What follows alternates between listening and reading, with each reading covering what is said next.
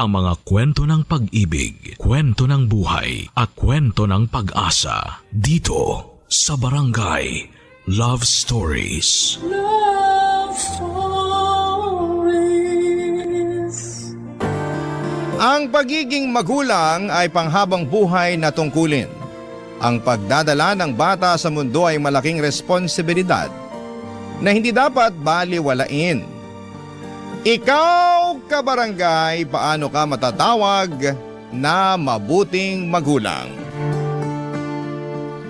Dear Papa Dudut, magandang araw po sa inyo at sa mga katulad kong panatiko ng Barangay Love Stories. Ako nga pala si Mary, 28 years old at tubong Baguio City. Pero dito na ako nagtatrabaho sa Maynila bilang isang private company employee. Maayos naman ang buhay ko at tahimik at peaceful kahit na mag-isa lamang ako sa aking nirerentahang apartment. Kundi trabaho ang pakikinig sa programa ninyo online ang pinagkakaabalahan ko. Tapos isang araw ay nag-decide na lamang po akong sumulat sa inyong istasyon. Katulad ng ibang kabarangay natin na nagpadala ng kanilang mga kwento ay magsisimula ang istorya ko noong kabataan ko. Nasa edad 15 ako noon at nakatira pa kami sa Baguio City. Solong anak lamang ako ng mga magulang ko. Pero hindi naman ako malungkot dahil marami akong pinsan sa side ni mama na nasa parehong barangay lang din na tinitirhan namin. Bukod doon ay punong-puno ako ng pagmamahal at atensyon mula kina mama at kay papa. Masaya ang aming pamilya kaya inakala ko na perpekto po ito. Pero isang araw ay bigla akong ginulantang ng isang katotohanan na hindi ko makakalimutan sa tanang buhay ko. Gusto nang maghiwalay ng mga magulang ko, Papa Dudut.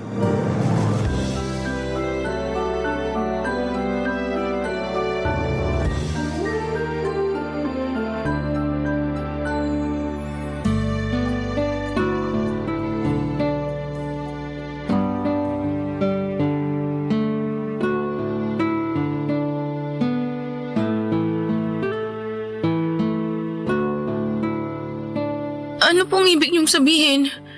Hindi niyo na po ba mahal si Mama? Bata ka pa para maintindihan lahat. Hindi na po ako bata. Kaya ipaintindi niyo po sa akin lahat pa. Anak, hindi na namin mahal ng papa mo ang isa't isa. Kaya wala nang dahilan para magsama kami. Paano po nangyari yun? May kasalanan po ba kayo sa isa't isa? Kaya nawala yung pagmamahal niyo? Wala, pero meron siguro. Ewan, basta masyadong komplikado. Nagising na lang kami ng papa mo isang umaga na ganun yung pakiramdam. May dahilan na naipon na lang ng naipon hanggang sa umabot na lang sa puntong ito. Kaya para hindi na kami magtiis sa isa't isa nagdesisyon na lang kami ng papa mo maghiwalay. Kayo lang po ni Papa yung nagdesisyon eh. Paano naman po ako? Mary, hindi mo ba narinig yung sinabi ng papa mo? Wala pa rin namang magbabago. Kami pa rin ang mama at papa mo. Nga lang hindi na kami magkakasama sa iisang bubong. Saan po ko titira? Sino po sa inyo yung sasamahan ko? Sa akin ka sasama, anak. Bakit po? Hindi po ba ako pwede kay Papa?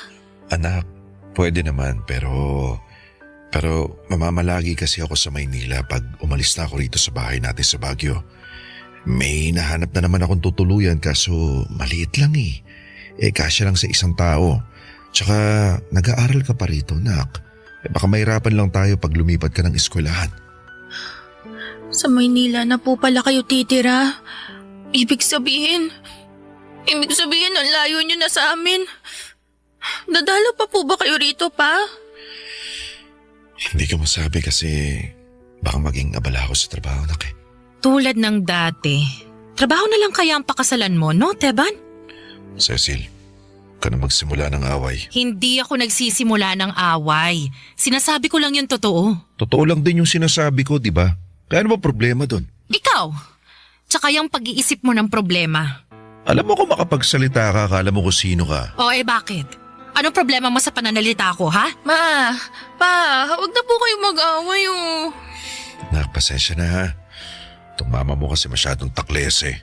Di na ako makapaghintay na maghiwalay tayo para di ko na marinig yung sermon mo. Papa Dudut, hindi ko naisip kahit kailan na maghihiwalay ang mga magulang ko. Bakit? Dahil nga sa maayos naman kami. Masaya at payapa. Pero mali pala ako dahil mababaw lamang ang nakikita ko. Sa likod pala noon ay merong malalim na isyu ang mga magulang ko na matagal na nilang kinikimkim, mapanatili lamang na buo ang pamilya namin. At noong hindi na nila kaya ay sumabog na lamang yon ng biglaan at sumambulat sa aking pagmumukha. Bilang anak ay walang kasing sakit ang makitang maghiwalay ng landas sa mga magulang mo.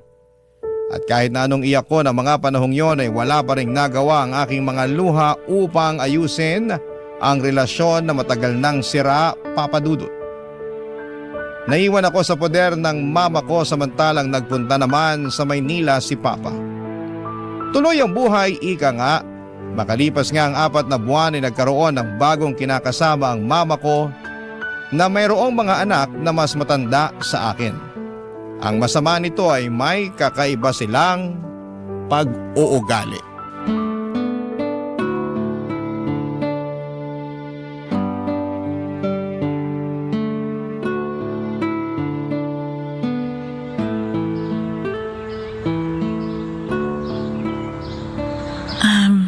Ma, pwede ko po ba kayong kausapin? Tungkol saan, anak? May isusumbong lang po sana ako eh. Oh, bakit? Ano nangyari?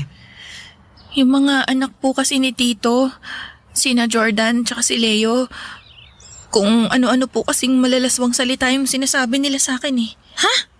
Anong malalaswang salita? Nuknukan nga ng galang at bait ng mga batang yun eh. Akala nyo lang po yun, pero pag wala po kayo rito sa bahay, ang babastos po nila magsalita. Ano ba kasing ginawa sa'yo? Paano ka binastos? Sinipulan po ako, tapos sinisita nila yung pananamit ko.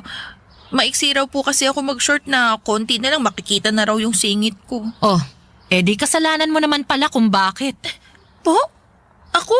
Oo, sabi ko, kasalanan mo naman kung bakit ka nasita. Hindi pagbabastos ang tawag doon. Concern lang sa'yo ang mga kuya mo kaya nila tinatawag ang pansin mo tungkol sa pananamit mo. Bakit kasi sa dami ng mahahaba mong damit may iksi ang sinusuot mo? Gusto mo yata talagang bastusin ka ng kusino? Siyempre po hindi, pero hindi naman ganun kaiksi yung suot ko at saka wala pa rin silang karapatan na pagsalitaan ako ng ganun. Kung totoong concern sila, bakit hindi ko naramdaman yun? Kasi mas inuuna mong masamain yung mga sinabi nila sa'yo. Sige nga po, paano po yung pagsipol nila? Hindi po ba masama yun at nakakabastos yun para sa isang babae? Parang sipol lang. Masyado ka namang maramdamin. Ano pong sabi nyo? Sabi ko, parang sipol lang. Ang dami mo namang iniisip dyan. Natural lang sa mga lalaki yung ganon. Pwedeng nagandahan lang sila sa'yo. Pero hindi naman yun masama. Walang masama doon basta wala silang ginagawa. Kumbaga, Ma, seryoso po ba talaga kayo dyan? Bakit anak? Anong tingin mo sa akin ha? Mahilig magbiro? Babae rin ako katulad mo. Alam ko yung pakiramdam na ganyan. Nasipulan rin naman ako noon pero hindi ko naman dinibdib. Problema kasi sa inyo, dinaramdam nyo kasi lahat. Issue sa inyo lahat. Baka nakakalimutan mo na mga kapatid mo rin sila. Wala naman silang masamang gagawin sa'yo. Ma, hindi ko po sila kapatid. Hindi po kami magkakadugo. Anak, hindi kailangan maging magkadugo para tratuhing magkapatid. Tsaka anak sila ng tatay-tatayan mo at nakatira tayo sa iisang bubong. Pamilya pa rin tayo. Bakit po parang lumalabas na mas kinakampihan nyo sila kaysa sa akin na sarili nyong anak? Hindi naman sa ganon, pero ikaw nang may sabi, di ba? Anak kita, kaya sa akin dapat na nanay mo magsimula ang pagsasaway sa'yo.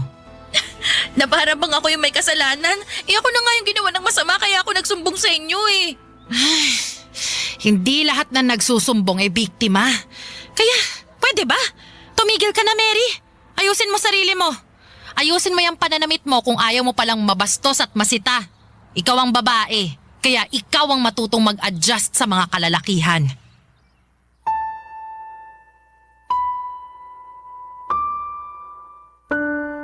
Papa Dudut, masakit sa akin na ako ang anak pero ako pa yata ang nawala ng lugar at boses sa pamamahay namin.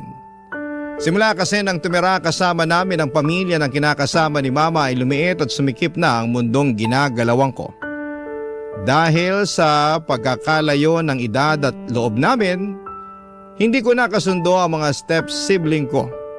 At dahil nga sanay akong mag-isa, bago sa akin ang pakiramdam na magkaroon ng kapatid na hindi ko namang kasamang lumaki, Papa Dudut. Sobrang sakit at lungkot ang naranasan ko up to the point na gabi-gabi ay umiiyak ako bago matulog. Lagi akong nagdarasal na sana'y masamang panaginip lamang ang lahat. Na hindi totoong naghiwalay ang parents ko o kung naghiwalay man sila ay sana ay magkabalikan na sila. Hindi kasi madaling makita na umuusad sila sa buhay nila. Samantalang ako bilang anak ay napag-iwanan na ng mga panahong yon, Papa Dudut. Barangay Love Stories. Barangay Love Stories. Papa Dudut, sinubukan ko pa rin namang makisama sa mga step siblings ko at tanggapin ang bagong buhay na meron ako. Pero sa pang-araw-araw na lamang na ginawa ng Diyos ay ramdam ko na unti-unti akong naitsapwera sa pamilya namin. Mabait naman ang stepfather ko pero ayoko siyang bigyan ng pagkakataon na mapalapit sa akin dahil sa puso ko ay nag-iisa lamang ang papa ko. Habang tumatagal ay ramdam ko na mas mahal na ng mama ko ang mga anak ng kinakasama niya. Di na lang ako umiimik kahit na nasasaktan ako. Sinolo ko ang sakit kasi hindi naman niya ako pinaniniwalaan. Nung unang beses na nagsabi nga ako ay naramdaman ko na hindi siya naniniwala. Naisip ko na gusto ko nang umalis sa amin.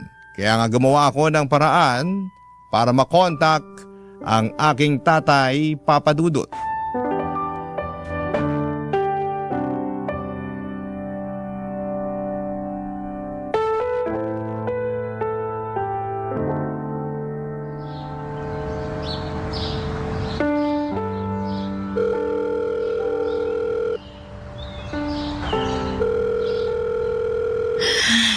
Tagal naman sumagot ni Papa. Excited na akong makausap siya eh. Mary! Kanina ka pa ba dyan sa telepono, ha? Hindi pa ba sumasagot ang papa mo? Naku, Aling Martha, hindi pa nga po eh. Sigurado ka ba na tama yung numero na tinatawagan mo? Baka naman mali kaya hindi sumasagot. Tama naman po eh. Tsaka nagri-ring naman eh. Wala nga lang sumasagot. O siya, sige. Sana may sumagot na para magkausap na kayo at may iba pang gagamit ng payphone. Opo, sige po.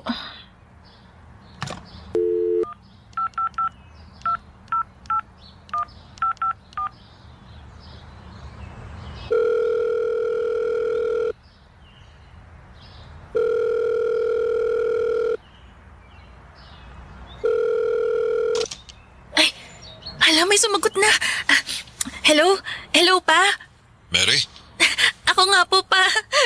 paano mo nalaman tong numero namin sa opisina? Hindi na po yun mahalaga. Ang importante, nakausap ko na po kayo. Pa, miss na miss ko na po kayo. Hindi naman po kayo dumadalaw sa Baguio eh. Anak, pasensya ka na ha. Masyado lang akong abala rito sa Maynila. Alam mo na, trabaho. Sobrang abala po ba? Para hindi man lang kayo makasingit ng pagkakataon na makauwi. Wala na rin naman akong uuwian dyan, di ba? Narinig ko na may ibang pamilya na yung mama mo. May bago na siyang kinakasama. Kaya wala nang sisay na umuwi pa ako dyan, anak. Pero pa, nandito naman ako eh. Uwian niyo po ko. Hinihintay ko po kayo lagi. Pasensya na, anak. Kung abala talaga kayo at walang pagkakataon na makauwi kahit sandali. Buti pa ako na lang po yung pupunta dyan. Ha? Kunin niyo na po ko, Pa. Ayoko na po rito kina Mama. Bakit? Hindi ka ba tinatrato ng maayos dyan? Parang ganun na nga po. Tsaka, mas ramdam ko po na mahal na ni Mama yung mga anak ng kinakasama niya kaysa sa akin eh. Pakiramdam ko pa wala na akong kakampi sa bahay natin. Kaya ayoko na po sana rito pa. Kunin niyo na lang po ako dyan. Anak, hindi kasi ganun kadali yung gusto mong mangyari. Bakit naman po?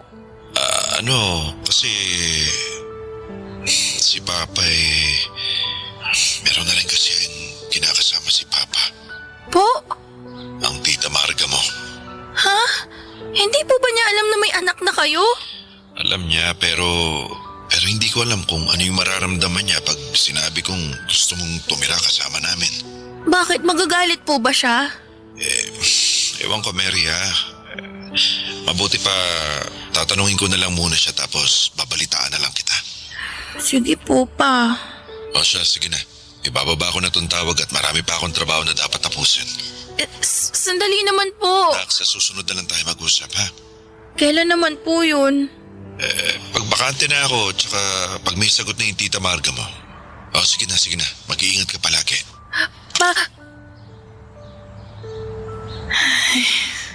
Mary, anong sabi? Ay, bakit parang mas mahaba pa ang hinintay mong sagutin ng papa mo yung tawag mo kaysa sa aktual yung pag-uusap? Aling Martha, marami raw po siyang trabaho kaya binabaan niya na lang po ako ng telepono.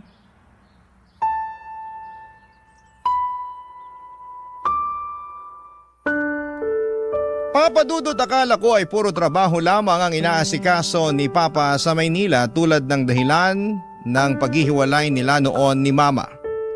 Workaholic kasi siya, ngunit hindi ko akalain na bukod doon ay meron pa pala siyang ibang tinatrabaho. Kaya nga nalungkot ako noon nang malaman na meron na rin siyang ibang kinakasama dahil malabo na talagang matupad ang dasal ko na magkabalikan sila ni Mama. Pero naisip ko na baka naman mas maayos yung buhay na dadatnan ko sa poder ng tatay ko. Kaya nga kahit nag-aalangan ay sinabi ko sa mama ko ang aking kagustuhan na lumipat kina Papa. Akala ko ay pipigilan ako ni Mama pero tinanong lamang niya ako kung sigurado na ba ako. Noong sinabi kong oo ay walang pag-aatubili niyang ibinigay sa akin ang kanyang permiso. And fast forward, lumuwas ako ng Maynila sa edad na 18 para tumira sa poder ng tatay ko. Doon ko nakilala ang stepmother ko na si Tita Marga, Papa Dudut.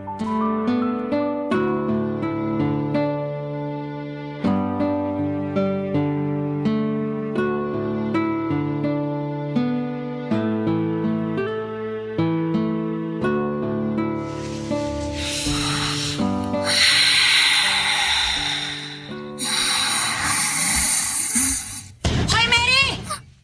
Tanghaling tapat na pero tulog ka pa rin. Aba, anong akala mo? Senyorita ka? Buksan mo nga tong pinto. Buksan mo to, ngayon din. Opo, Tita Marga. Sandali lang po.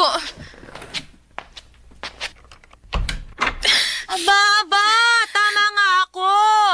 Kakagising mo palang na babae ka. Pasensya na po. Napuyat po kasi ako sa sa ginawa kong assignment namin kagabi. Tingin mo maniniwala ako sa palusot mong yan? po? Assignment mo mukha mo. Palagay ko napuyat ka lang sa kaka-cellphone. Naku, hindi po. Hindi raw. Dapat talaga sa'yo kinukuhanan na ng cellphone para wala na magamit. Masyado lang nauubos ang oras mo sa bagay na yon kaya wala ka ng panahon na gumawa ng mga gawaing bahay. Katulad ngayon, araw ng Sabado, wala kang pasok pero tanghali ka na kung magising. At anong binubuntong hininga mo dyan, ha? Wala po. Ano lang? Ano? Sumakit lang po ng konti yung ulo ko kasi ang aga-aga nagbubunga nga kayo Sigaw pa kayo ng sigaw, naririnig ko naman po kayo. Magkaharap lang naman po tayo Ba't talagang sumasagot ka pang bata ka, ha? Alam mo, mabuti pa. Halika na, sumama ka sa akin ngayon din. Halika na. Saan niyo po ako dadalhin, tita? Saan pa ba? Di doon sa kulungan ng mga aso ko. Ha? Bakit po? Ano pong gagawin ko doon? Linisin mo! Nadudumihan na ako doon. Nababahuan, kaya gusto ko linisin mo. Pagkatapos, paliguan mo yung mga aso at maglampaso ka na rin ng sahig. Huwag mo kalimutan yung mga hugasin sa lababo.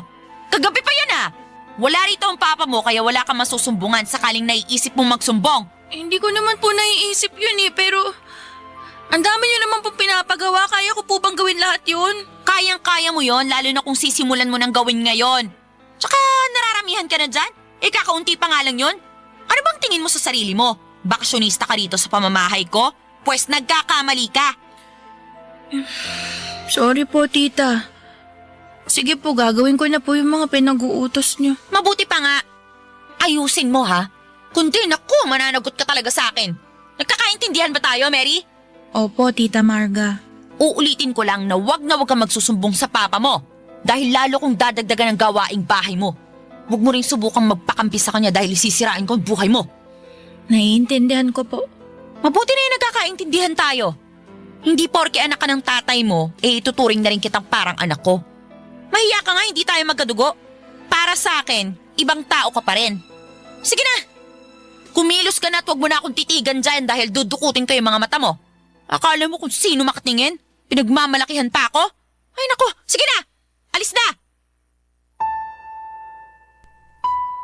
Papa Dudut, napakasakit na tratuhing iba ng isang tao na hindi naman nagpalaki sa'yo. Pero kung umasta ay akala mo ay ikaw pa ang nanghimasok sa buhay nila.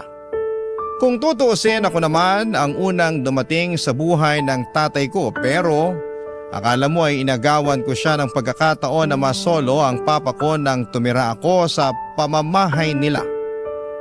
Wala akong magawa kundi ang tiisin ang trato niya sa akin at iwasan na lamang ang aming engkwentro hanggat maaari.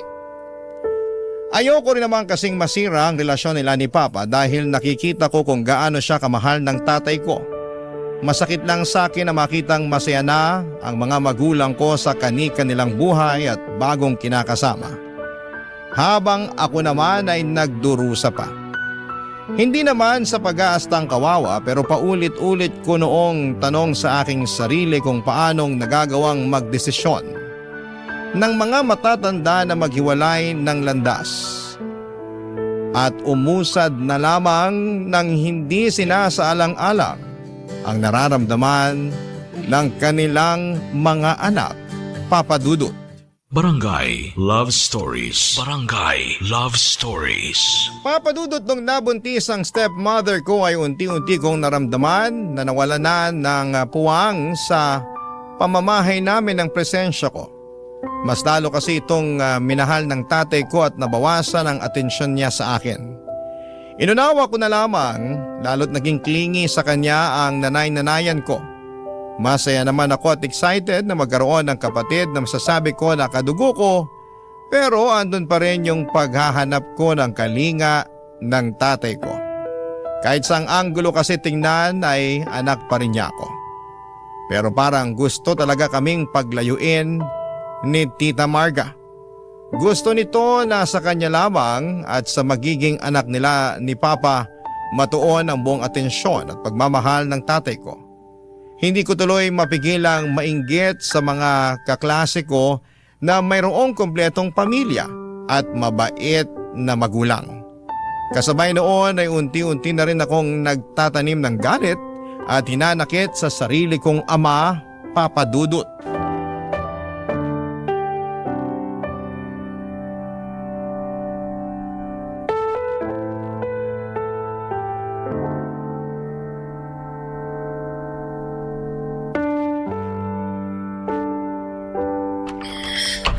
Grabe activity sa school.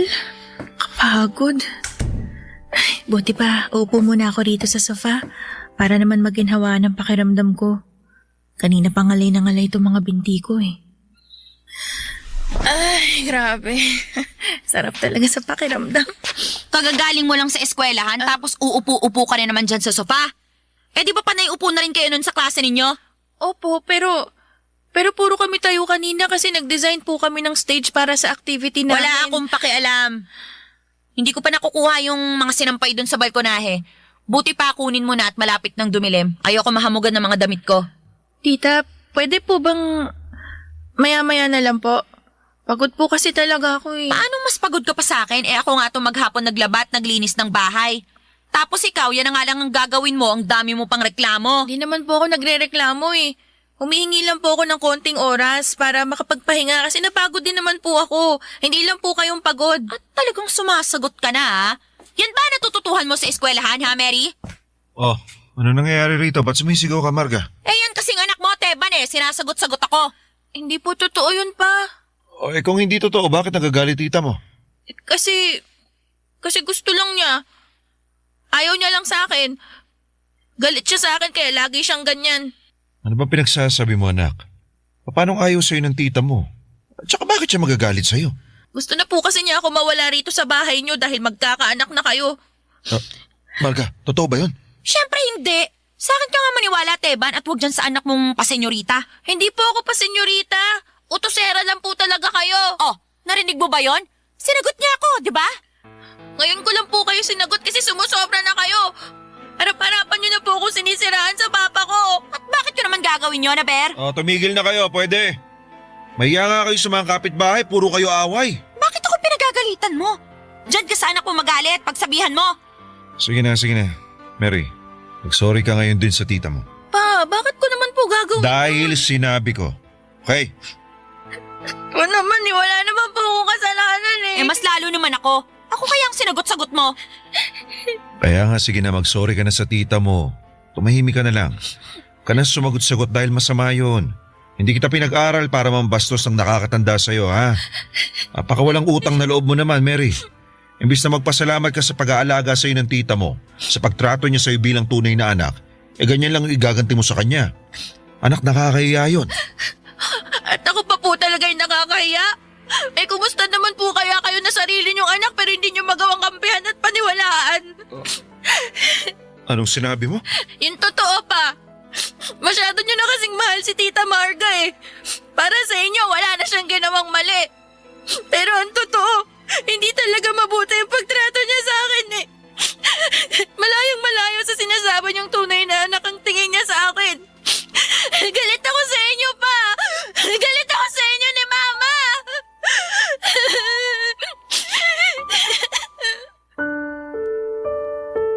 Papadudod para akong bulkang natutulog na bigla na lamang sumabog ng araw na yon nang dahil sa away namin ng stepmother ko. At dinagdagan pa yon ng hindi pagkampi sa akin ni Papa at pagpapamukha niya na wala akong utang na loob na anak. Kaya nga hindi na ako nakapagpigil pa at nailabas ko na ang lahat ng sama ng loob ko na matagal ko nang kinikimkim sa aking dibdib, Papadudot. Ngunit imbes na simpatya at paghingi ng tawad ay sumbat ang narinig ko mula sa bibig ng tatay ko.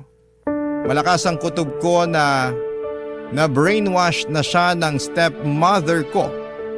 Nagtagumpay na siya na paglayuin ang loob namin ni Papa.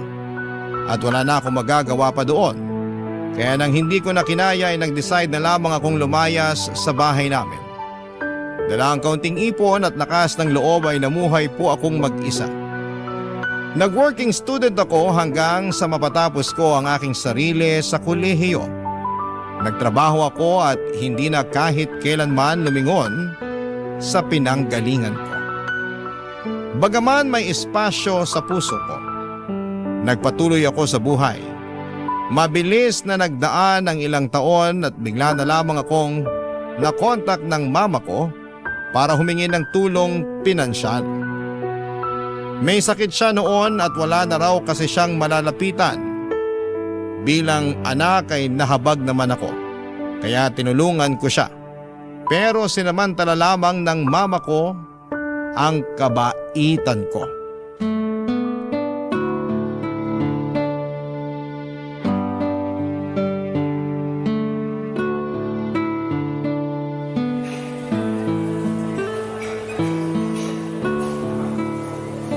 Ma, baka huling tulong ko na po yan sa inyo. Ha? Bakit naman, anak? Alam mo namang walang trabaho yung tatay-tatayan mo, di ba? Na-aksidente siya, nakalimutan mo na ba? Ay, hirap na hirap kami sa pera tapos nagkasakit pa ako. Ma, alam ko naman po yun eh, pero may pinag-iipunan kasi ako at malaking halaga rin yung nawawala sa akin kapag nagbibigay ako sa inyo. Tama ba itong naririnig ko, ha? Sinusumbatan mo ba ako? Ma, hindi po. Hindi raw, pero yun mismo ang tinutumbok ng sinasabi mo. Sabi mo, malaking halaga ang nawawala sa'yo pag nagbibigay ka sa amin. O diba? Panunumbat ang tawag dyan? Bahala na po kayo kung anong gusto niyong itawag doon, Ma. Pero sinasabi ko po sa inyo na hindi ako makakapagbigay sa susunod. Kailangan kong mag-ipon. Mas mahalaga pa ba yon kesa sa akin na nanay mo? Hindi ka na naawa sa akin, Mary? May sakit na nga ako, tapos ganyan ka. Mag-aabot na nga lang ako kapag nakakaluwag pero hindi ko may ipapangako kung kailan. Tsaka parang mali naman yata na sa akin yung paiasa yung pagpapagamot nyo. May pamilya naman na kayo. Yung mga anak ng kinakasama nyo. Bakit hindi kayo sa kanila humingi ng tulong? Total, mas paborito nyo naman sila kesa sa akin, di ba? May sari-sarili ng pamilya yung mga kuya mo. Tsaka, nakakahiya naman kung makikihingi pa ako sa kanila. At tsaka ikaw ang anak ko sa inyo. Ikaw ang kadugo ko. Sa akin ka nang galing kaya dapat, ikaw ang mas dapat maawa sa akin dahil nanay mo ko. Kung makapagsalita kayo, parang naawa rin kayo sa akin nung araw, ha? Anong sabi mo? Niwala nga kayong pakialam sa akin simula nung naghiwalay kayo ni Papa eh. Tapos nung umalis ako, nung tumira ako sa bahay ni Papa, hindi nyo man lang ako kinumusta o binisita sa Maynila ni isang beses. Ma, wala kayong alam sa pinagdaanan ko. Para kayong walang anak. Eh di ba, tinanong naman kita kung sigurado ka na ba dyan sa desisyon mong pagtira dun sa bahay ng tatay mo. O tapos ako sisisihin mo sa nangyari sa'yo habang nandun ka? Ma, hindi ko kayo sinisisi ha. Huwag nga kayong ganyan. Intindihin nyo yung sitwasyon. Nagkulang kayo ni Papa sa akin simula nung maghiwalay kayo. May pasabi-sabi pa kayo no na walang magbabago, na kahit magkahiwalay na kayo, kayo pa rin ang mga magulang ko. Ma, umasa ako na pwede ko kayong asahan pero pareho nyo yung pinagdamot sa akin. Kaya nga masaya na ako ngayon na mamuhay ng mag-isa eh. Na malayo sa inyo kasi kayo naman ang unang lumayo, di ba? Kinalimutan nyo ako bilang anak kaya gusto ko na rin sana kayong kalimutan bilang mga magulang. Pero nung nagkaroon ulit tayo ng komunikasyon at nalaman ko nga yung sitwasyon nyo, naisip ko na may pakialam pa rin pala ako sa inyo. Kaya lang ma, napaka-abusado nyo. Hindi pa kayo marunong magpasalamat. Kaya imbis na magaan sa loob, mabigat sa pakiramdam lang ang nararamdaman ko pagkatapos ko kayong tulungan. Naku, kung bata ka ha, nakapagtrabaho ka lang, kumita ka lang ng pera mo, ay akala mo na kung sino ka magsalita. Balang araw magiging magulang ka rin at hindi mo gugustuhin na tratuhin ka ng ganyan na magiging anak mo. Kung dumating man ang araw na yun, na maging magulang ako, sisiguruhin ko na hindi mararanasan ng mga anak ko ang ginawa niya sa akin ni Papa. Hindi ko sila pababayaan. Lagi ko silang pipiliin higit kanino man. Mamahalin ko sila at ipaparamdam ko sa kanila na mahalaga sila sa akin ng higit pa sa sarili kong buhay. Ma, hindi ko sila susumbatan. Lagi ko silang susuportahan. Yung mga bagay na kasi yun yung hindi nyo ginawa sa akin eh. Kaya pakiramdam ko kulang na kulang ako. Na merong malaking espasyo sa puso ko na kahit kailan hindi na mapupunan pa. Kaya ayos lang, tapos naman na yun eh. Nangyari na, kaya gusto ko na lang na makalimot at umusad.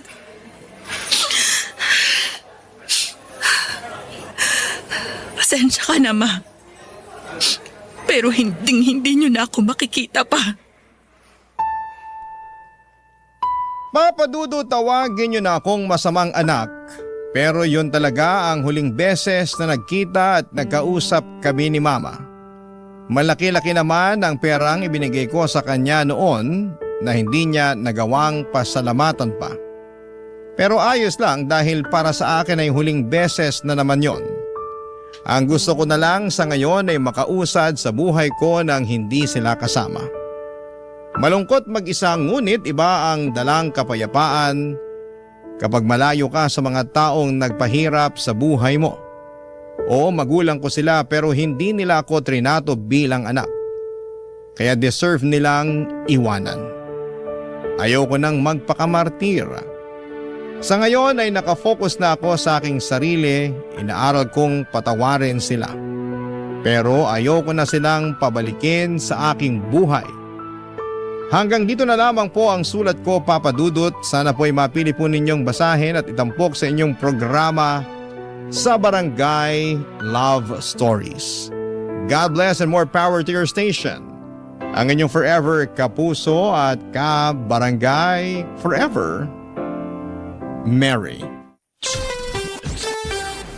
Kwentuhan naman tayo dito sa comment section. Ang mga kwento ng pag-ibig, kwento ng buhay at kwento ng pag-asa dito sa Barangay Love Stories. Love Stories.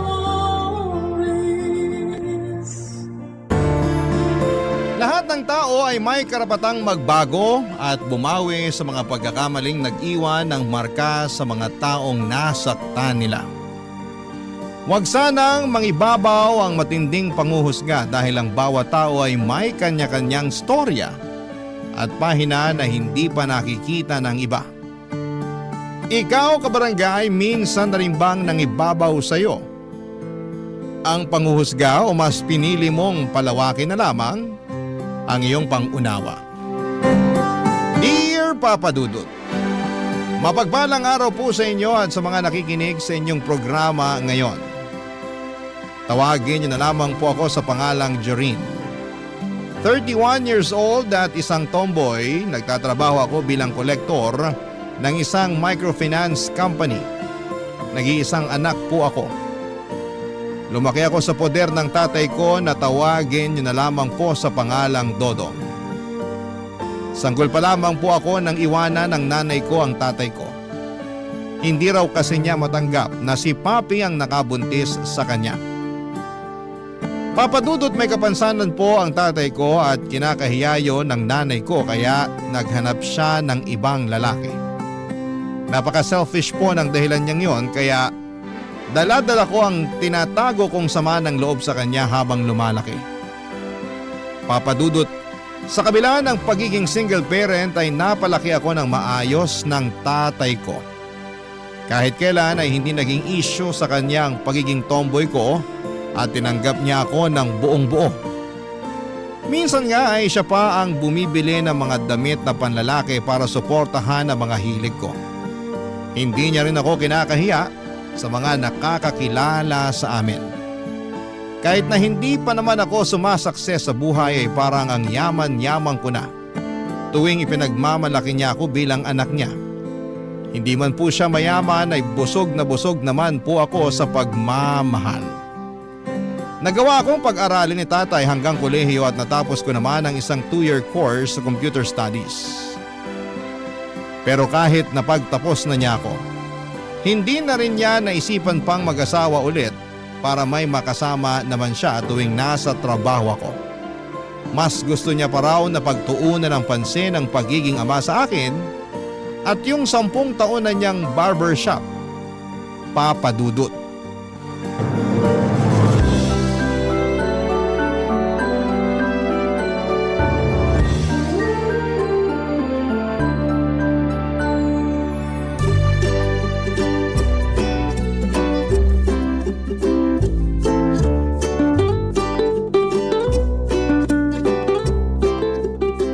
Anak, gising na. Malilate ka na sa trabaho mo. 5 minutes pa po, Papi. Ay nako, 5 minutes pa, ilalamig na yung kape mo. Nakapagtimpla na ako. May kape na, Papi. Oo, ikaw talaga. Nabubuhay agad yung dugo mo basta kape. Correction, Papi. Kape na ikaw yung nagtimpla.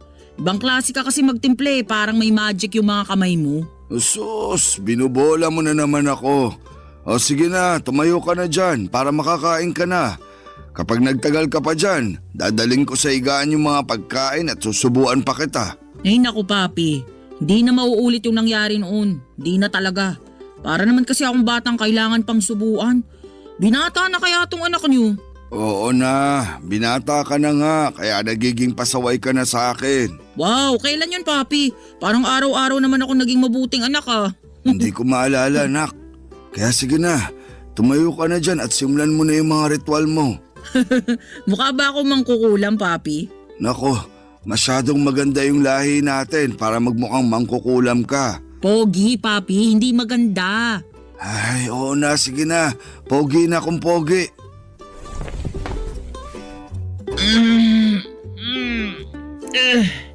Kung pwede lang talaga na hindi na muna pumasok ngayon, matutulog na lang ako maghapon.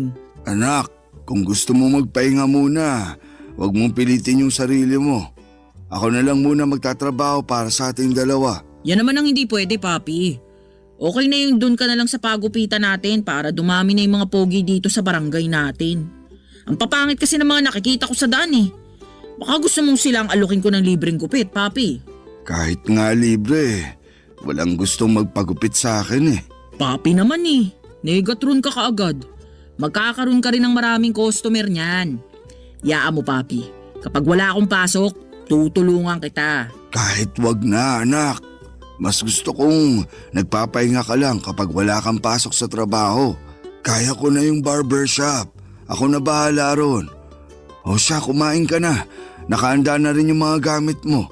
Gusto mo bang ipag-init kita ng tubig para hindi ka lamigin sa pagligo? Papi, kalma. Alam ko namang mahal na mahal niyo ako pero chill ka lang po, okay? Sobrang salamat sa laging paghahanda ng masarap na almusal sa umaga. Pero yung mga gamit ko po, okay na yun kahit ako nang bahala ron. Wala naman kasi akong gagawin, anak. Hayaan mo na ako. Si Papi talaga di pa rin papatalo. Hindi talaga. Gusto ko ako yung mag-aasikaso sa'yo. Pagod ka sa trabaho kaya dapat lang na makatulog ka ng maayos. Kaya mo namang mag-asikaso ng 30 minutes lang kaya hindi mo na kailangang gumising ng maaga. Tatay mo naman ako eh. At dyan naman ako proud na proud, Papi. Yung ikaw yung tatay ko. Pogi na, masipag at mapagmahal pa. Kung uso pa yung mga call sign, Papi, tatawagin kitang boss mapagmahal. Bagay na bagay eh. Boss ba naman sa sarili niyang pagupitan eh. Paano naman ako naging boss? Wala naman akong empleyado. Tigil-tigilan mo na nga yung mga kabaduyan mo na yan, Joren. Ayun lang, tinawag na ako sa pangalan ko. Papa Dudut, tinatawag lamang po ako ng tatay ko sa buong pangalan ko kapag seryoso siya o hindi naman kaya ay kapag galit na siya sa akin. Pero kapag nasa mood siya ay nakikipagbiruan at lambingan siya ay anak ang madalas niyang itawag sa akin. At hindi binabanggit ang pangalan ko. Mabait si Papi at ni minsan ay hindi niya ako napagbuhatan ng kamay o namura man lamang. Sinesermonan niya ako at pinagsasabihan minsan pero hanggat kaya niyang huminahon, gagawin niya yon para hindi ko damdamin yung nangyari. At habang tumatanda ako ay mas lalo kong napagtatanto na napakaswerte ko dahil siya yung tatay ko. Medyo nakakalungkot lang yung parte na sa 10 taon nang nakatayo yung maliit na barbershop ni Papi ay mabibilang lamang sa mga daliri niya ang nagiging customers niya sa loob ng 1 buwan. Marunong din siyang mag-ayos ng mga sirang relo kaya may mga pumupunta rin sa kanya para magpaayos. May ilan namang nagtitiwala at bumabalik kay Papi pero mas marami ang nagdududa sa kakayahan niya at pinagtatawanan ng kapansanan niya. Ganon kalupit ang mundo para sa tatay ko na walang ibang ginawa kundi ang maging mabuti sa ibang tao.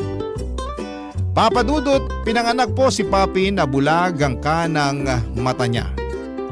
Hindi naging madali ang buhay sa kanya dahil palagi po siyang nabubuli sa trabaho. Hindi na po niya binanggit sa akin kung paano sila nagkakilala ng nanay ko pero isa lang po ang malinaw sa akin noon. Wala pong kwenta ang nanay ko dahil isa rin siya sa mga taong ginawang katatawanan si Papi. Nakakadurog po ng puso tuwing naririnig ko ang mga panlalait ng ibang tao. Mapabata man o matanda. Pareho lang na masakit yung mga salitang binibitawan nila sa tatay ko. Pero gaya nga po ng turo niya sa akin ay maging bulag at bingin na lamang daw po ako. Dahil mas matutulungan ko siya kapag hindi ako nasangkot sa kahit na anong gulo. Pero may mga pagkakataon din po talaga na hindi ko napipigilan ang sarili ko, Papa Dudut.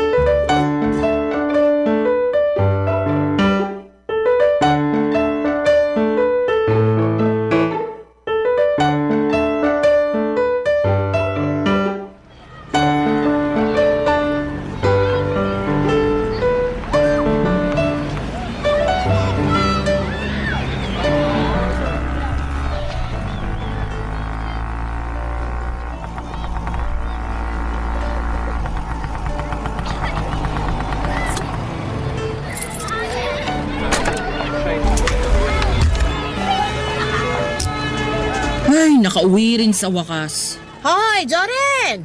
Buti naman nakauwi ka na. Oh, ano naman sa inyo kung nakauwi na ako? Nag-aabang kayo ng pasalubong? Anong akala mo sa akin sabik sa pasalubong? May anak akong nasa abroad, no? Alam ko po, Aling Melay. Ang totoo, alam na nga po ng buong barangay na nasa Singapore yung anak nyo sa sobrang chismosa nyo eh. Ano bang pakialam mo kung chismosa ako? Wala po sana akong pakialam kahit makipagchismisan pa kayo hanggang dun sa kabilang bayan. Kung gusto nyo, hanggang kalapit probinsya pa eh. Pero kapag narinig ko na namang ichinichismis nyo si Papi, lalagyan ko talaga ng duct tape yung bibig ninyo. Sus! Kung ayaw mo pinag-uusapan yung tatay mong pikit, iuwi mo na. Tingnan mo, maghapon na naman nag-aabang ng customer sa barbershop niya wala namang dumarating. Nagmumukha lang siyang tanga sa kakahintay. May customer man o wala, labas na kayo ron. Kung doon nalilibang si Papi, hindi ko siya pipigilan. At kayo naman, Aling Melay, kung hindi kayo masaya sa buhay nyo at ayaw nyong nakikita yung tatay ko, tumira na lang kayo sa bundok, yung malayong malayo. Ba't loko ka? Pinapalayas mo ba ako rito? Kung gusto nyo lang naman, Aling Melay, pero pabor sa amin kung sakali. Che! Kapag nawala ako rito, mawawalan na ng maganda sa barangay na to. Paano kasi? Ang papangit nyo. At least kami may kilay, buong buo. Yung sa inyo, drawing na lang. Kapag nabasa, lalo nang lalapad yung paliparan ninyo. Bastos! Sartalo talaga kayo, Aling Melay. Tama po yan, umuwi na kayo. Itulog nyo na lang po yan. Baka may tumubo pang buhok kahit pa isa-isa lang. Joren, Ay, Papi. pumasok ka sa bahay. Mag-usap tayo.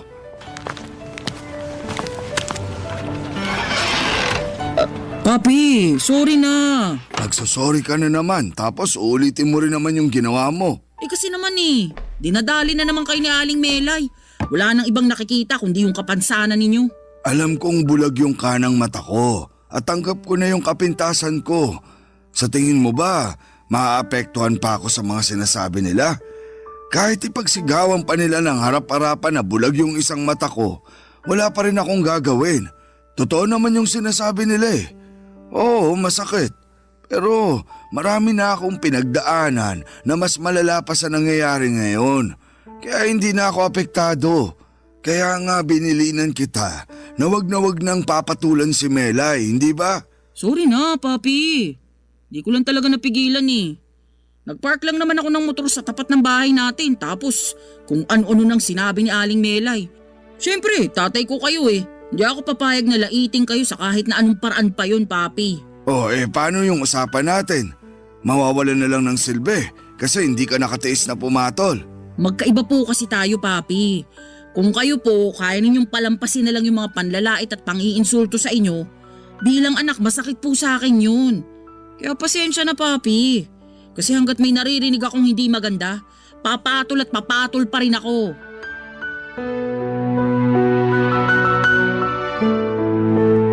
Papadudot, hindi po yun ang unang beses na nagkasagutan kami ni Aling Melay. Maraming beses na niyang pinag-inita ng tatay ko kahit na wala namang ginagawang masama sa kanya. Hindi ko po kasi maintindihan noon kung bakit inis na inis sa aming mag-ama si Aling Melay, kaya hindi ko rin mapigilan ang sarili ko na patulan siya. 7 taon na pong byuda si Aling Melay at iisa lang ang anak niya na umalis pa para magtrabaho sa Singapore. Mag-isa lamang siya sa bahay nila kaya madalas siyang nakikipag-umpukan sa mga kapwa niya chismosa doon sa bingguhan sa amin. Pero noong nagkasagutan ulit kami, pauwi dapat siya sa bahay niya. Bukod sa panlalait, nakakarating din sa akin noon na sinisiraan ni Aling Melay si Papi kaya nawawala ng customer sa paggupitan. Ipinagkakalat niyang pangit daw gumupit at mahal pa ang singil. Dahil sa mga taong kagaya ni Aling Melay, mas lalo ako naging matapang at matatag para sa tatay ko. Wala po akong pakialam noon kahit na pinagchichismisan na rin ako ng mga kapitbahay namin. Nangako po kasi ako sa sarili ko na gagawin ko ang lahat. May pagtanggol lamang at mabigyan ng proteksyon si Papi. Papadudot, tungkol naman sa buhay pag-ibig ko dahil alam kong tanggap ni Papi na tomboy ako. Nakampante ako na hindi kami magkakaproblema kapag naisipan ko nang magkaroon ng karelasyon. Pero nang ipakilala ko na ang babaeng nililigawan ko ng panahong yon, ay hindi ko po inaasahan ang magiging reaksyon ng tatay ko. Barangay Love Stories. Barangay Love Stories. Papa Dudut, batid ko po noon na tanggap ako ni Papi. Sinuportahan niya ako sa kabila ng pagiging tomboy ko kaya akala ko ay hindi na kami magkakaproblema tungkol doon. Pero noong time na po na yon ay hindi ko po agad nasabi kay Papi na may nililigawan ako. Tawagin niyo na lamang po siya sa pangalang Bia. Mas matanda lang ako ng 1 taon sa kanya. Nagkakilala kami sa supermarket kung saan po siya nagtatrabaho bilang manager. Hindi ko akalain na pareho pala kaming tomboy. Kumpara po kasi sa akin ay mas babae siyang kumilos at manamit. Maayos din siya sa sarili niya kaya hindi yon mahalata sa kanya. Ang kaso nga lang ay hindi pa raw siya out noong nagkakilala kami kaya kailangan niyang ipakita sa mga kakilala niya na babaeng babae siya. Mabait at responsableng anak si Bia. Isa yon sa mga nagustuhan ko sa kanya, Papa Dudut. Noong tinanong ko siya kung pwede ko ba siyang ligawan ay pumayag naman siya. At doon na nga po ako nag-decide na ipakilala siya sa tatay ko. Pero hindi ko po inaasahang imbes na harapin at pakisamahan ay sinabihan ako ni Papi na ihatid na si Bia pa uwi. Sa sobrang hiya ko po noon kay Bia ay halos hindi na ako tumigil sa kakahingi ng pasensya. Mabuti na lamang at hindi siya nagalit at iniintindi na lamang niya ang mga nangyari, Papa Dudut.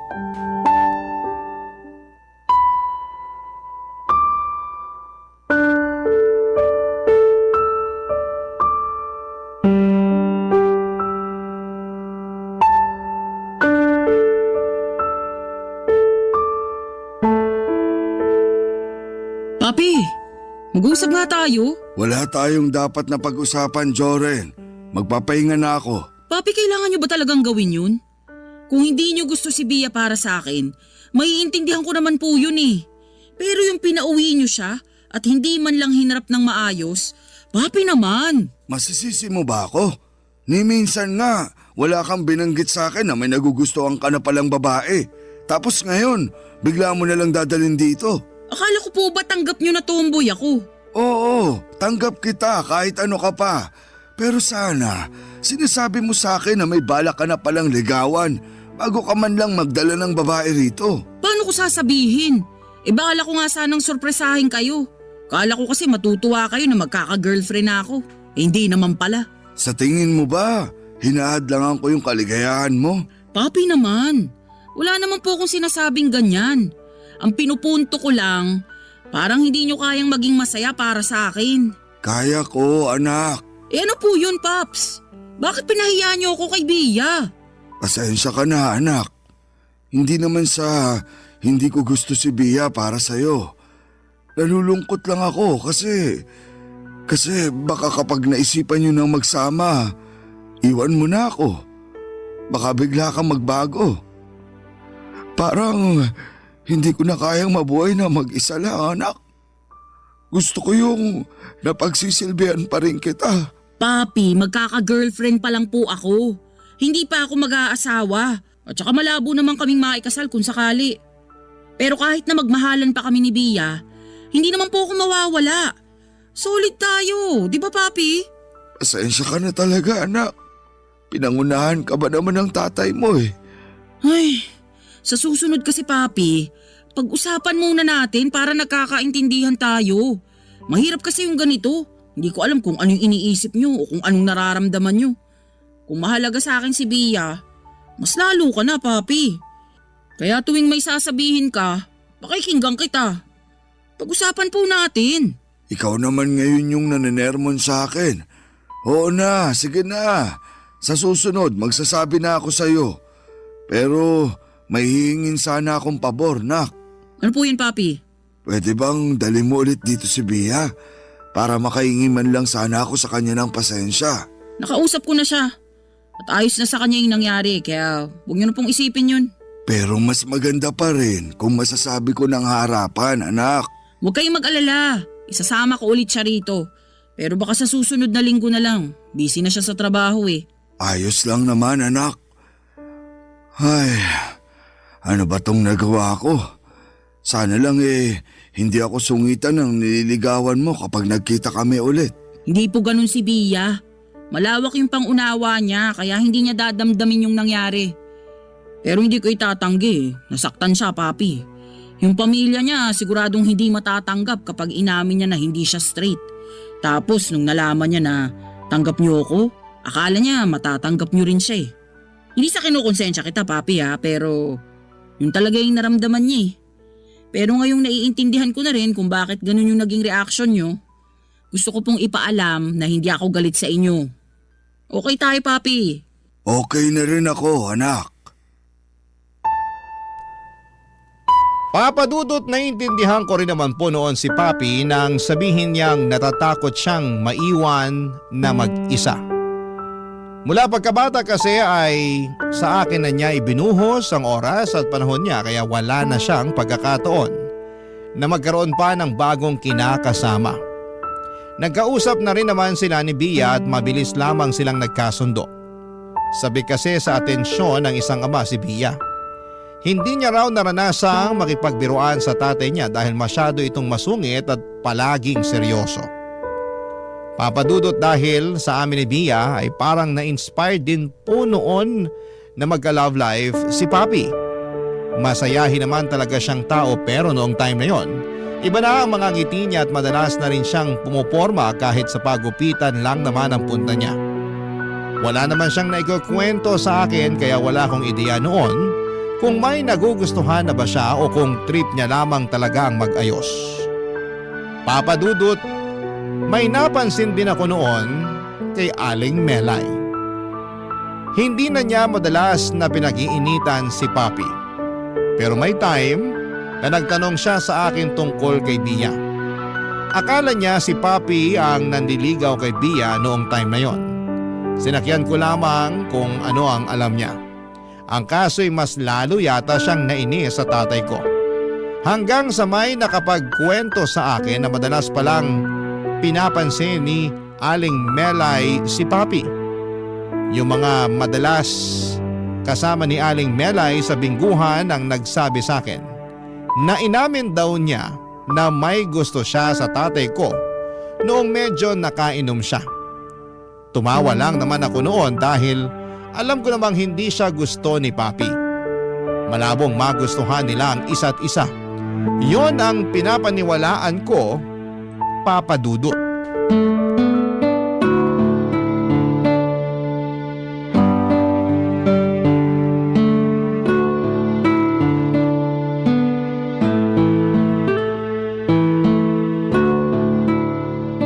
O papi, aga nyo ata maligo ngayon.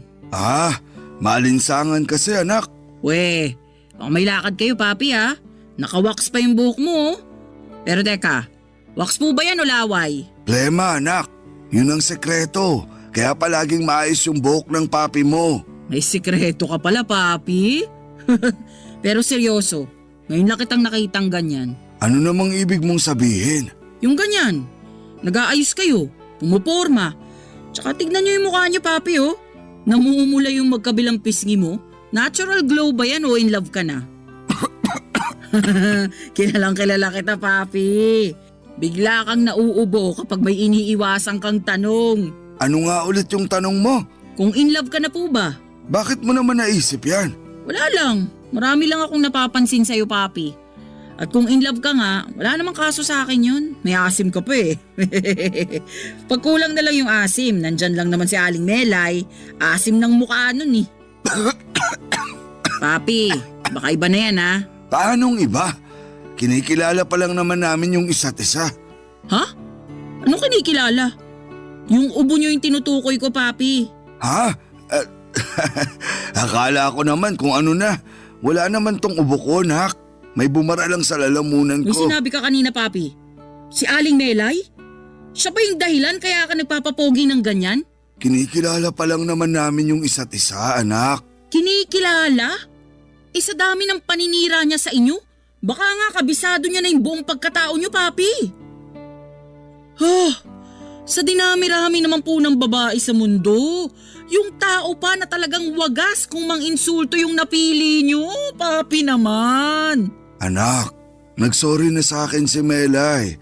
Sino ba naman ako para hindi siya patawarin? Mukha namang totoo yung ipinapakita niya. Talaga po, papi? Naniwala kayo kaagad dun sa babaeng yun? Eh baka nga po pinagtitripan lang kayo nun. Sa ugali ni Aling Melay at sa kaartihan nun sa buhay, malabo niya kayong magustuhan. Anak, bigyan mo naman ng pagkakataon si Melay na patunayang nagsisisi na siya sa mga nasabi niya noon at sa mga paninira niya sa akin. Kahit kausapin mo lang siya. Sige na naman, anak. Eh, nako, hindi po papi. Kahit lumuhod pa siya sa harapan ko o dalhan niya ako ng kung ano-ano, hindi na magbabago yung tingin ko sa kanya. At hindi ko rin po basta-basta makakalimutan yung mga pang-iinsultong ginawa niya sa inyo. Papi, wag naman sana kayong magpapadala agad sa kaunting kabutihang pinapakita ng babaeng yun. Baka pagsisihan nyo yan pagdating ng araw. Anak, isang pagkakataon lang. Sige na, kahit para sa akin na lang. Hindi po papi. Marami po akong kayang gawin para sa inyo. Kaya kong makipagpatayan para sa inyo. O kahit i-donate ko pa tong isang kidney ko kapag kailangan nyo. Pero yung makipag-ayos ako kay Aling Melay at maniwalang gusto ka niya, malabo yon, papi. Hindi na ba talaga magbabago yung isip mo? Huwag naman masyadong matigas ang puso mo, anak. Kayo pa talaga nagsasabi niyan sa akin, papi? Sa dami ng pinagdaanan natin, ano pong inaasahan nyo? Hindi po ako basta-basta na lang lalambot. Lalo na sa isang taong walang ibang ginawa kundi pestehin yung buhay natin. Maghanap na lang kayo ng ibang babae, papi. Kasi kung ipipilit nyo si Aling Melay, maghanap na rin po kayo ng ibang anak.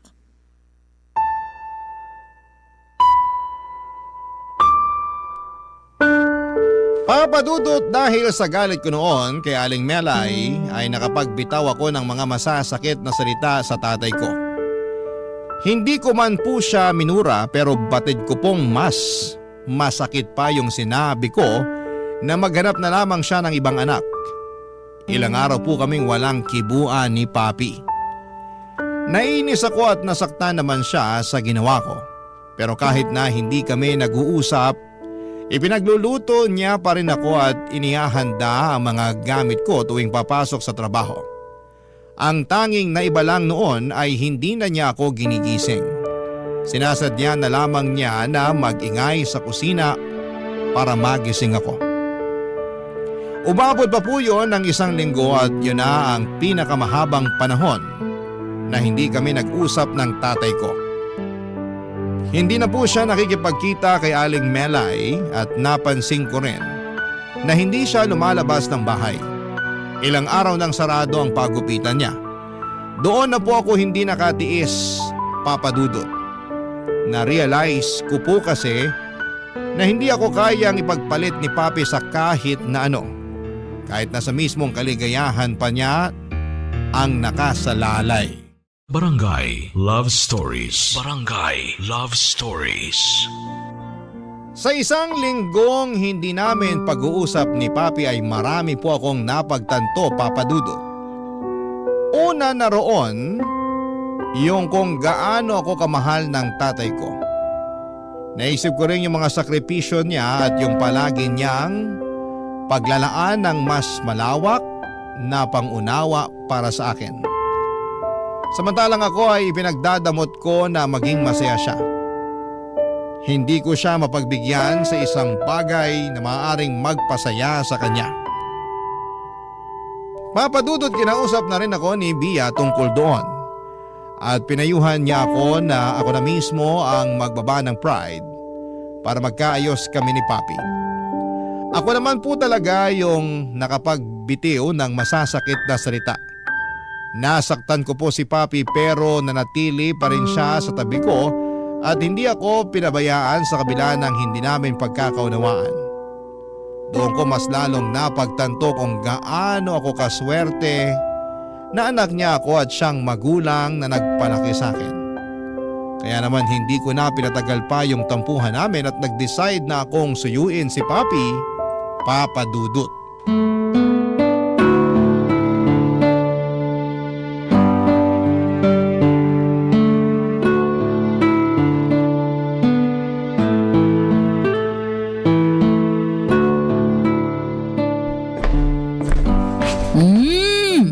bango ng niluluto mo, Papi ah. Maupo ka na dyan. Malapit na tong maluto. Pero mabango talaga, Papi. Paano naging mabango? Pritong itlog lang naman yung niluluto ko. Basta luto mo, Papi. Binobola mo na naman ako. Mas gusto kong bulahin ka araw-araw kaysa sa hindi tayo nag-uusap. Papi, sorry na oh. Sorry sa mga nasabi ko. Alam ko naman na nasaktan kita ron eh. Sumobra talaga ako kaya... Mabuti naman at alam mo yan. Masakit, anak. Hindi ko naisip na sa'yo pa mismo manggagaling yung mga salitang yon. Yung sinabi mong maghanap na lang ako ng ibang anak, hindi ko gagawin yun. Kahit ano pa yung kapalit. Pinili kita at sa mahigit 30 taon na magkasama tayo, ikaw pa rin yung pipiliin ko kasi anak kita. Wala na akong pakialam kung hindi na ako magkakaroon ng pagkakataon na maging masaya ulit dahil sa isang babae. Basta ikaw yung nandito sa tabi ko. Yun lang ang gusto ko, anak. Nagpapakamakasarili ako, Papi. Hindi ko naisip na halos buong buhay mo. Ako na lang palagi yung iniisip mo. Tapos yung konting kaligayahan mo lang, hinahadlangan ko pa. Ay, hayaan mo na yon. Tapos na rin naman. Huwag ka nang umiyak. Di bagay sa'yo. Papi naman eh. Namiss kita, anak. Namiss din kita, Papi. Paano? Kailan mo itutuloy yung panliligaw mo? Tutulungan na kita. Ha? Nako, nahihiya na nga ako magpakita kay Melay. Iniwasan ko ba naman bigla eh. Baka mamaya may iba nang nanliligaw doon. Aba, magpapatalo ka ng ganun-ganun lang, Papi. Hindi ata pwede yun. Ano namang magagawa ko? Ako yung sumuko. Hindi na tuloy ako kinakausap ni Melay. Huwag kang mag-alala, Papi. Akong bahala. Basta magpapogi ka lang dyan. Akong gagawa ng paraan para magkausap kayo ulit. Total, ako rin naman yung dahilan kaya mo siya iniiwasan. Anak, kung hindi okay sa'yo na makipagmabutihan ako kay Melay, ayos lang. Shh! Tama na, Papi. Ayos na sa akin yun. Basta kung saan ka masaya. Kaya ngayon, bibigyan ko na ng chance si Aling Melay. Basta wag niya nang uulitin yung ginawa niya sa'yo noon. May tinatago rin namang kabutihan si Melay, anak. At nalaman ko lang yun noong nagkausap na kami ng masinsinan. Ang sarap pala sa pakiramdam kapag yung nagkaayos na kayo nung taong inis na inis sa'yo noon. Kala ko nga papakulam ka na ni Aling Melay eh. Hayaan mo na. Ang mahalaga, okay na kami ngayon. Pero duda talaga ako, Papi. Paano kayo naging okay ni Aling Melay? Ano yun? Ganun-ganun na lang? Hindi naman. May nagawa kasi akong pabor para sa kanya. Nalooban kasi yung bahay niya nung nakaraang linggo. Tapos may dumating siya na parcel wala siyang ibabayad. Sakto naman na nandun ako kaya to the rescue tong papi mo. Ayun, bigla akong nginitian. Nagpasalamat pa. Kung di niyo pa pala siya tinulungan, hindi pa magbabago yung ugali niya? Baka nga kaya lang siya inis na inis sa akin kasi matagal na niya akong gusto eh. Kaya kung okay lang sa'yo, liligawan ko na sana siya. Aba? Di ka lang pala glumow, Papi? Tumatapang na rin.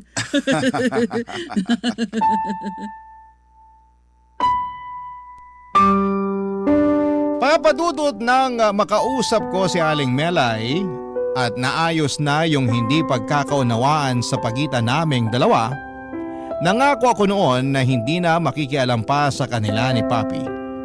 Mukhang okay naman talaga sila dahil madalas na silang nag-uusap.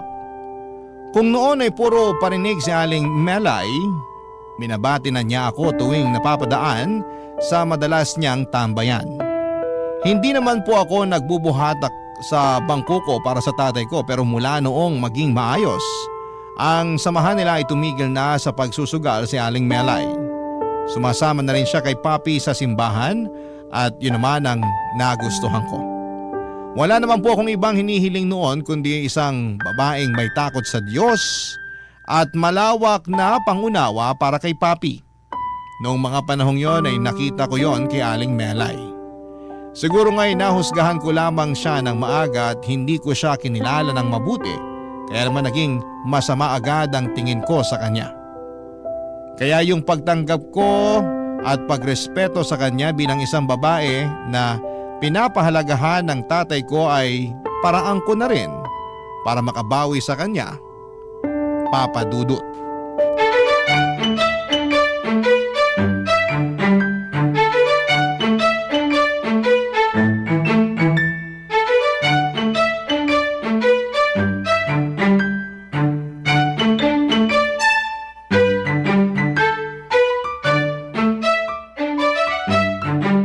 Papi, ba't di ka pa kumakain? Patapos na ako. Oh. Teka, may hinihintay ka po ba? Nagsabi kasi si Melay na sasabay daw siya sa atin manangalian. Yun naman pala, may hinihintay. Gusto ko na nga sanang puntahan eh. Kaso sabi niya, siya na lang daw yung pupunta rito. Oy, mukhang hulog na kay Aling Melay si Papi ah. Ayan ka na naman sa panunukso mo. Kung ano yung nakikita mo, wag mo na lang sabihin. Alam mo namang nahihiya ako kapag ganyan eh. Jesus, binatang-binata naman yung atake mo, Papi. Pero binata ka naman talaga kaya hindi na kita kukontrahin dyan. Siya na yata yung kumakatok. Teka, pagbubuksan ko muna siya, anak. Sige lang, Papi. Melay, halika, pasok ka. Ay, salamat. May dala nga pala akong ulam. Sabi mo kasi, paborito ni Jorin yung dinakdakan kaya nagluto ko kanina. Medyo natagalan lang. Teka, tama ba yung narinig ko? May dala kang dinakdakan, Aling Melay? Oo, niluto ko talaga to para sa'yo. Sa kanya lang talaga. Nasa naman yung para sa akin? Papi, huwag mo na akong agawan. Nasa iyo naman na yung puso ni Aling Melay eh. Uy, si Papi, namumula yung tenga. Ay nga pala, Aling Melay, nakita niyo na po ba kung paano kiligin si Papi? Oo, tumatahimik siya tapos nagpipigil ng ngiti. Nako, level 1 pa lang po yun. Tumatalon-talon talaga yan si Papi kapag kilig na kilig na. Ay nako, huwag kang nagpapapaniwala dyan sa anak ko. Palagi niya akong pinagtitripan. Upo ka, sabayin mo na akong kumain. Nauna na kasi si Joren. Di pa kaya ako tapos, Papi. Lalo na pag may dalang ulam si Aling Melay. Siyempre titikbang ko muna yan. Ito para sa'yo talaga to. Huwag mo nang bigyan yung papi mo. Sa susunod na lang siya kasi gulay dapat yung kinakain niya. Ipagluluto ko na lang siya. Tignan mo nga naman, Papi, oh. Dati ikaw lang yung palaging nagluluto.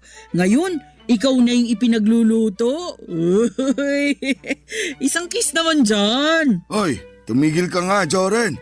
Kumain ka na lang dyan. Punuin mo yung bibig mo para di ka na makapagsalita. Nakakatuwa talaga kayo mag-ama. Ganyan ba kayo araw-araw? Nako, Aling Melay, love language ni Papi yung awayin ako. Kaya kapag inaway ka niya, alam mo na, Aling Melay, patay na patay sa'yo si Papi. Sus Mario Josep, kung ano-ano nang pinagsasasabi mo dyan. Hayaan mo na. Nakakatuwa nga magkwento tong anak mo eh. Tsaka marami pa kasi akong gustong malaman tungkol sa'yo. Nako, sa akin ka na lang magtanong. Baka kung ano pang ikwento sa'yo ng anak ko. Sige na, Papi. Para magkaroon kayo ng moment, aalis na muna ako. May date kasi kami ni Bia eh. Huwag magpapagabi. Enjoy! Enjoy rin kayo, Papi. Paano? Bachi na ako ha. Ay, binata na talaga yung anak ko. Papa Dudut, nagtuloy-tuloy na po noon yung magandang samahan ni na Papi at Aling Melay. Hanggang sa tuluyan na nga po silang nagsama sa iisang bubong. Sa bahay na namin tumira si Aling Melay. Hindi lang ako sanay na tawagin siyang tita o nanay, kaya Aling Melay pa rin ang tawag ko sa kanya. Wala naman daw problema sa kanya yun, pero kung sa usapang pagtanggap, masasabi ko po na higit pa sa 100%. Natanggap ko si Aling Melay bilang parte ng pamilya namin. Noon ko lang kasi nakita lahat ng mga magagandang ugali niya na sobrang nagustuhan ni Papi sa kanya. Naging magkatuwang sila sa paggupitan ni Papi dahil maraming kakilala si Aling Melay ay muling nabuhay yung passion ng tatay ko nang unti-unting nadagdagan ng mga customers niya. Hindi lang sa paggugupit kundi pati na rin sa pag-repair ng mga sirang relo. Tungkol naman po sa nanay ko ay wala pa rin po akong balita tungkol sa kanya at wala na rin naman po akong balak na kilalanin pa siya. Kung nasaan man siya ngayon, sana'y na ihingi na niya ng tawad yung pang-iiwan niya sa amin ni Papi para sa isang makasariling dahilan. Pero masasabi ko po ngayon na hindi na ako galit sa kanya. Parang pinatawad ko na lamang po yung nanay ko kahit na hindi ko pa siya nakikita ng personal o nakakausap. Sapat na po kasi sa akin yung pagmamahal at atensyon mula sa tatay ko at nadagdagan pa yon noong naging parte na rin ng pamilya namin si Aling Melay. Tungkol naman po sa amin ni Bia, matatag pa rin po ang relasyon namin at masaya ako sa kanya. Hanggang dito na lamang po ang aking kwento, Papa Dudut. Maraming salamat po sa pagbabahagi ng aking kwento at sa pagkakataon naman po na ibinigay ng Barangay LS para mapakinggan ko ito sa inyong programa. Mabuhay kayo and God bless sa inyong lahat. Ang inyong forever kapuso at kabarangay, Jorin. Barangay Love Stories. Barangay Love Stories. Ano ang masasabi mo sa ating Barangay Love Stories today? Aabangan namin yan sa aming comment section. Barangay LS 97.1. 97.1. Number 1.